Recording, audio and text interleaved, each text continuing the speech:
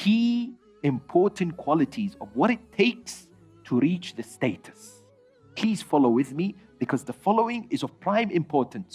We have established that you and I must make an endeavor and hard work and struggle and invest to ensure we reach an-nafsul mutma'inna. It is not a dimension of the soul that is only for the elite, only for those who are the best of the best. It is something achievable by you and I. And we must strive to achieve it, even if we touch the surface or go through it at certain phases in our lives. As long as we're struggling, as long as we are working hard, Allah tabaraka wa ta'ala will indeed help us. And that's why you look at the verses that come forward and say, Radiyatan mardiyya. O tranquil soul, return back to your Lord with two important qualities. Please understand this. You are pleased with Allah, and Allah Jalla wa Ala is pleased with you. This is a beautiful concept that is found 73 times in the Holy Quran. What is this concept? Ar-Ridha. To be pleased with Allah subhanahu wa ta'ala. Please understand this, because it's a vital, pivotal prerequisite for this soul that is not troubled, for this heart that is settled, that is calm. When there is tides, when they are under so much stress and hardship and difficulty. Yet, Ridha presents the key to you and I. And it is Ridha, my dear sisters and brothers, that I address to myself first and to all my mu'mineen brothers and sisters, that we desperately need at the era of COVID-19. The solution to our problems is satisfaction with God the Almighty subhanahu wa ta'ala. The solution to all our hardships in this day and age is to be content with Allah subhanahu wa ta'ala. The solution with all the challenges we face is to submit to Allah subhanahu wa ta'ala. Let me take you through a very brief journey of what this Ridha actually means. What does it say in the Holy Quran that you and I need to do? How do I become pleased with Allah? What do I need to demonstrate in my life? Practically, I want to learn. I want to apply it in my life. I want to teach it to my children and my family. What do I need to do? The first level is to be pleased with Allah as the Creator. What does that mean? It means when I think of the Almighty subhanahu wa ta'ala, what is the first thing that comes to our mind? It is recommended in the riwayah of the Ahl al-Bayt alayhim salam that when we recite the adhan and the recitation is heard, Ashhadu an la ilaha illallah, we actually say, Raditu billahi rabba. I am pleased with Allah as my Lord. You declare it. I am pleased with Him. And when it says, وَأَشْهَدُ أَنَّ مُحَمَّدًا رَسُولُ اللَّهِ, you say, رَضِيتُ بِمُحَمَّدٍ نَبِيًّا. And when the adhan says, وَأَشْهَدُ أَنَّ عَلِيًّا وَلِيُّ اللَّهِ, say, رَضِيتُ بِعَلِيٍّ وَلِيًّا. And then you name the imams. This is established in the riwayat of the Ahl al-Bayt alayhim salam.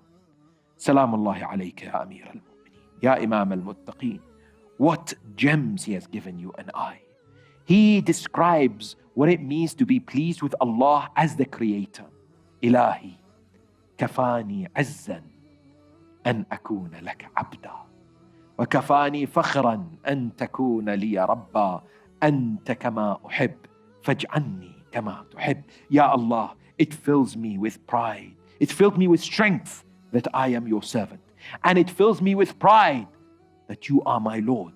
You are exactly how I want you to be. So make me how you want me to be. This is Amir al-Mu'mineen. Yes, this is what you and I need to strive towards. Never in our lives, not even a split second, should we have any negative thoughts or ideas about the Creator Allah Tabaraka wa Ta'ala, whatever happens in our lives. And I know it's hard. I know it's painful. I know it's excruciating sometimes. And I've heard it myself in the last 6 months during COVID.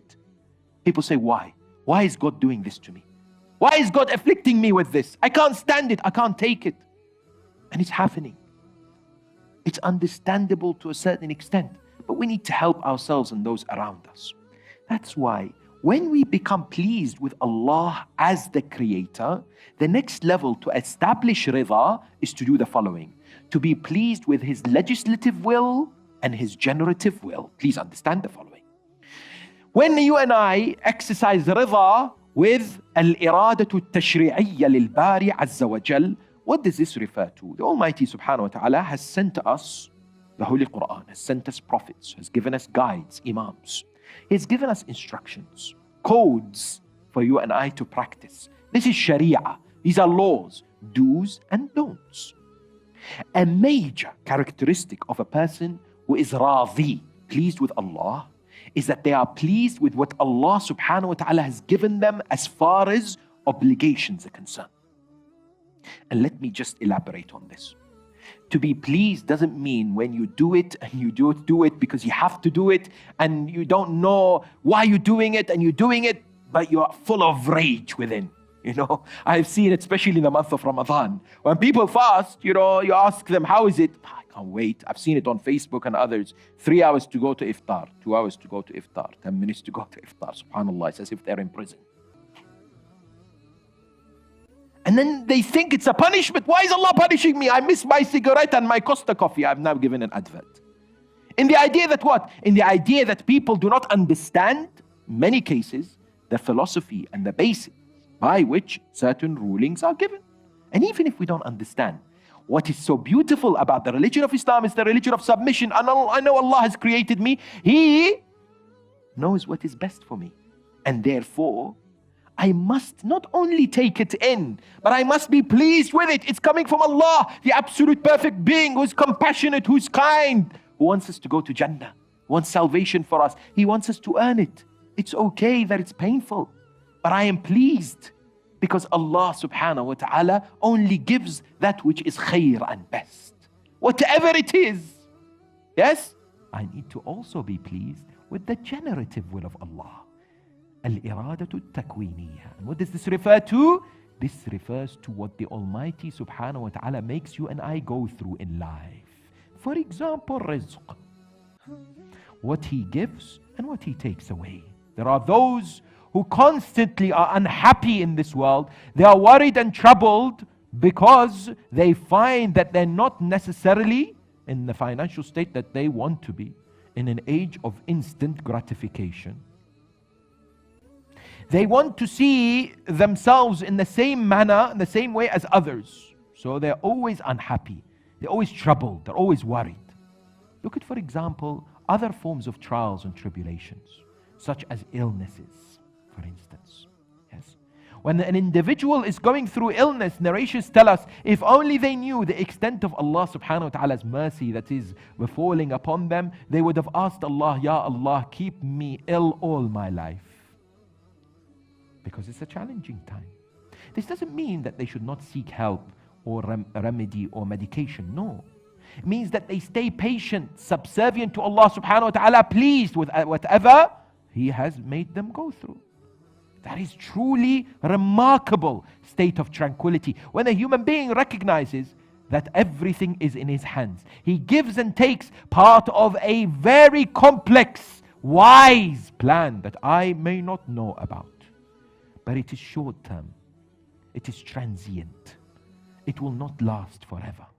If you think for a split second that everything that you have from possessions, from health, from wealth, from family is yours, you're mistaken. This all belongs to Allah. Therefore, when it belongs to Allah, He could take it any minute. Who am I to object to it? Who am I to say, Ya Allah, why are you doing this? It doesn't belong to me. It belongs to Him.